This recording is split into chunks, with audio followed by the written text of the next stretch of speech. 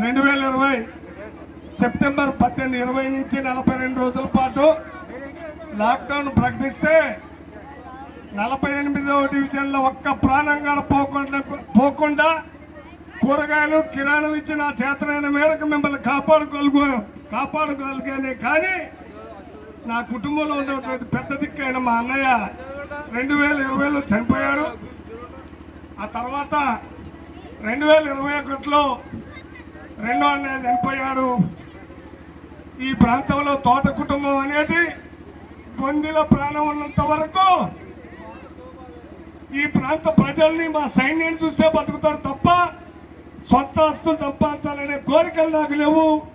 ఈ సందర్భంగా మరి ఒక్కసారి మీ అందరినీ వేడుకునేది ఏంటంటే రేపటి భవిష్యత్తులో ఏ కష్టం వచ్చినా ఆదుకోవడానికి ఎన్ని లక్షలైనా ఖర్చు పెడతా కానీ తోట కుటుంబం చెయ్యి కింద దిగే విధంగా మీరు చేసినాడు నేను చచ్చిపోయిన కింద లెక్క. ఈ సందర్భంగా మీకు మరోసారి గుర్తు చేసుకో.